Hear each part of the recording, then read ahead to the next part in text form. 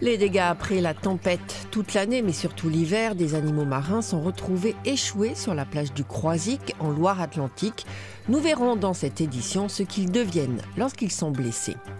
Devenu paraplégique, François n'a pas baissé les bras. Il répare les fauteuils roulants dans son garage solidaire à Charon, en Charente-Maritime. Mais avant cela, créé par les habitants d'un quartier à Lyon, le collectif Agir Migrants s'est organisé pour apporter son aide à un camp d'Albanais. C'était en août dernier à Lyon, Esplanade Mandela, l'évacuation d'un camp de demandeurs d'asile, pour la plupart des Albanais. Agir Migrants, un collectif d'habitants tout juste créé, était présent. Beaucoup de personnes se sont greffées au collectif parce qu'il y avait une coupure d'eau et que c'était la canicule et qu'il n'y avait pas la première nécessité d'avoir de l'eau simplement pour les familles. Aujourd'hui, à quelques mètres du précédent, le campement est toujours là, les habitants aussi. Une présence quotidienne auprès de ces 150 demandeurs d'asile sans solution d'hébergement d'urgence. Un deuxième? 2 chocolats? Oui, très froid. Oui.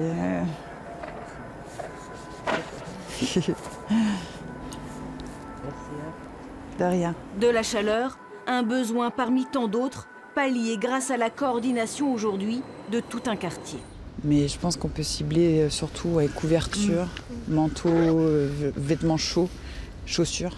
Alors c'est un collectif qui regroupe aujourd'hui plus de 150 personnes, hein, des habitants du quartier en grande majorité, qui souhaitent faire quelque chose. Alors ça passe par une liste de discussions sur Internet qui permet de coordonner des actions, de se tenir informé.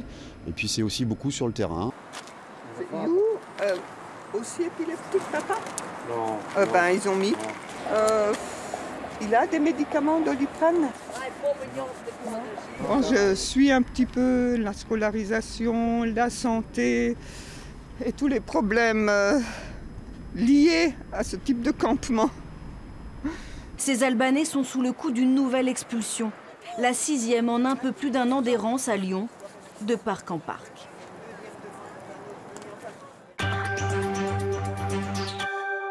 Devenu paraplégique, François n'a pas pour autant baissé les bras.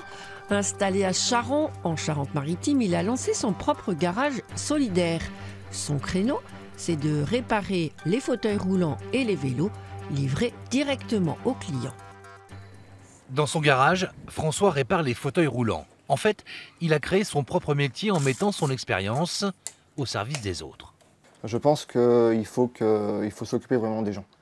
Il ne suffit pas de leur livrer un fauteuil et puis de leur dire au revoir, il faut vraiment s'occuper de la personne et leur faire voir que s'il y a un souci, on est là derrière, quoi. Ouais, ça manquait? Un petit peu, ouais. François est devenu paraplégique suite à un accident de moto il y a 7 ans. Dans sa vie d'avant, il était plaquiste. Dans celle d'aujourd'hui, il bricole, ajuste et conseille les personnes qui, comme lui, se retrouvent en fauteuil du jour au lendemain. Ouais, ça ira peut-être pas parce que mon processeur il est plein. Son garage solidaire est né en juin dernier et répare aussi tout ce qui roule. Un service de proximité qui séduit tout le monde. Pour l'instant, c'était surtout du bouche à oreille dans le coin. Et puis là, on commence vraiment la publicité. Là, on s'est dit qu'en janvier, on allait lancer vraiment la publicité. Donc les flyers, les publicités dans les commerces, etc. Et les gens, quand ils viennent vous voir? Ils ont la surprise en me voyant quand je vous la porte et puis qu'ils me voient en fauteuil, c'est là qu'ils ont la surprise. Puis du coup, on sympathise, on discute et puis c'est sympa, quoi.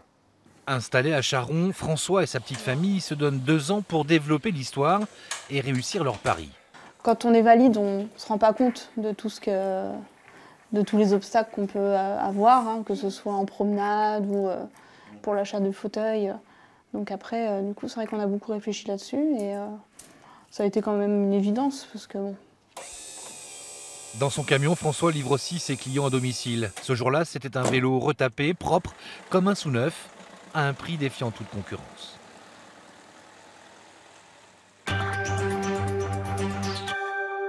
Les dégâts causés par les tempêtes, comme Eleanor, ne sont pas anodins. Chaque année, nombreux sont les animaux marins qui échouent sur les côtes du Croisic, en Loire-Atlantique.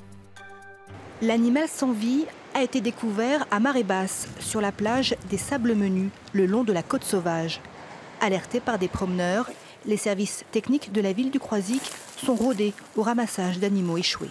En fonction des conditions climatiques, on a effectivement une quinzaine de dauphins qui s'échouent chaque année sur le Croisic, notamment sur la partie rocheuse. Souvent en période de tempête, donc ce sont souvent des animaux fatigués ou blessés qui s'échouent sur nos côtes. Alors blessés soit par des pales de moteur ou quand ils ont été pris dans des filets. Après autopsie par un service spécialisé, direction un équarrisseur agréé pour ce dauphin. Lendemain de tempête moins funeste pour une petite tortue kawan, découverte par cette famille en balade sur la plage après le repas du Nouvel An. On marchait sur un tapis d'algues et elle était au milieu et on a tenté dans un premier temps de la remettre à l'eau. Et elle était trop épuisée en fait, elle cherchait juste à se retrouver sur le bord. Et vu les conditions météo, on s'est dit si on la laisse sur la plage, elle allait y rester quoi. La famille est venue la déposer ici. L'Océarium du Croisic fait partie du réseau national d'échouage des animaux marins. La petite tortue, probablement venue d'eau plus chaude, va reprendre des forces dans ce bassin. Là, elle est arrivée en état d'hypothermie, ce qui fait qu'on va avoir besoin de la réchauffer. C'est un animal à sang froid, la tortue. Donc on a besoin de la réchauffer aux alentours d'une vingtaine de degrés. Donc là, elle est placée dans un environnement humide, avec un fond d'eau, dans un bac avec un fond d'eau, pas trop pour qu'elle puisse respirer facilement. Et on fait remonter tout doucement sa température interne. Autre victime des tempêtes hivernales sur nos côtes, les phoques. Il y a 15 jours, c'est un phoque gris échoué sur la plage qui a été récupéré par les soigneurs de l'Océarium. Un phoque, il a aussi besoin de venir à terre pour se reposer. Et donc, il y a des fois, il n'y a pas besoin d'intervenir. C'est donc selon l'état, on va dire, de fatigue, éventuellement de maigreur de l'animal, s'il a des blessures ou non, qu'on va intervenir ou pas pour le récupérer et le diriger ensuite vers le centre de soins qui se trouve à Océanopolis, à Brest. 45 phoques sont ainsi soignés chaque année à Brest et remis à l'eau au beau jour. Comme cela devrait être aussi le cas pour la tortue kawan.